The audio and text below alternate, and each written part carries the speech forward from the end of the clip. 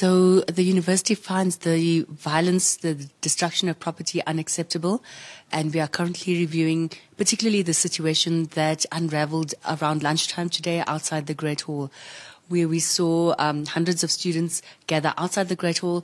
They tried to get in through the doors of the Great Hall.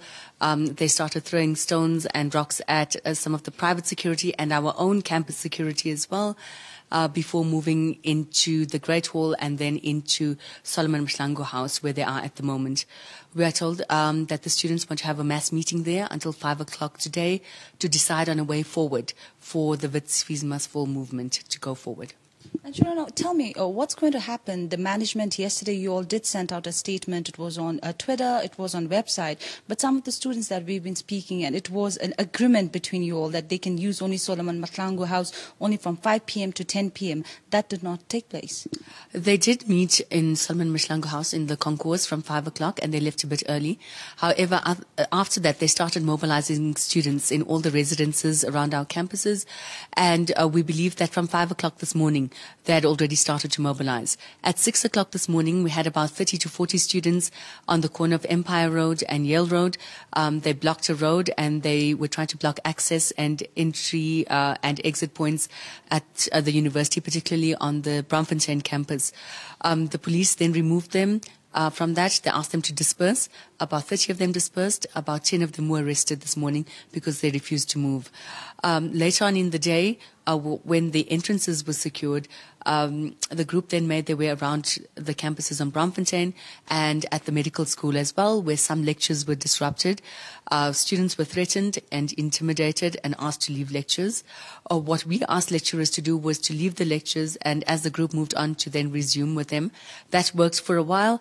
However, the group then marched all the way out of campus, marched down through Jan Smuts Avenue towards Parktown, where they met a second group who was disrupting the medical school lectures there. They then gathered outside for a number of hours before making their way back to the Wits main campus in Braamfontein. Tell me something. Throughout the course of the day, morning, obviously, there were 10 plus 8, 18, and so far, the students that went there, and police have confirmed to us as 31 students in total that were arrested. What's going to happen to the students now? Okay, so we are still assessing all of that information. There are 31 students we know who have been arrested, but for various issues. Some of them were arrested on Wits' property, some of them were outside. Some of them may be in contravention of a court interdict which we have, while the others may not just have may have just been disobeying a police order, etc. So we will look at what the police has charged them with, and we are currently in the process of doing that. There are other measures that we can take aside from that route. If required, we are reviewing all our camera footage at the moment, and if there are Wits students and we can identify them, we will take disciplinary action against those who have broken doors, violated the rights of others, threatened people, etc. We have reports from students and staff who have made reports about the threats and intimidation, and we're following up on those as well. But we will take to task those who we can identify and those who we know have done something wrong.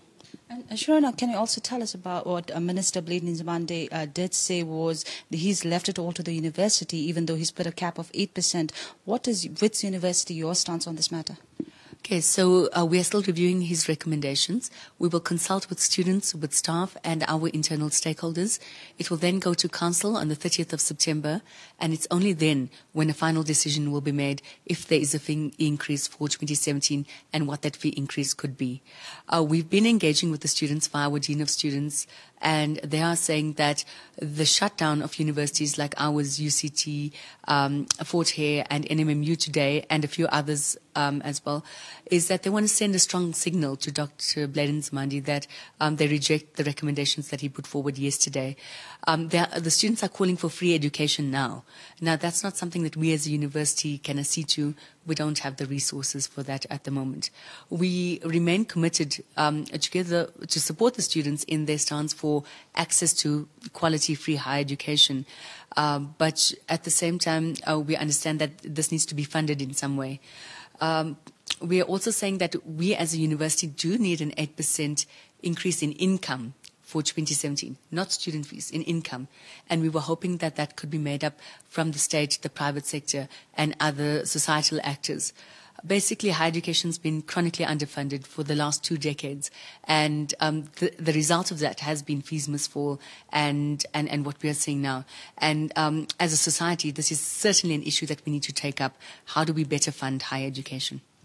We do understand the Vice Chancellor is out of the country, but is there any way other management officials, the acting Vice Chancellor, going to meet with students anytime during the course of the day today? So one of our executive members, who is the Dean of Students, has been meeting regularly with the student leadership. However, their only demand at this time has been for free education now. So that's not something that we as a university can respond to at this stage. The Dean of Students will continue to engage with them.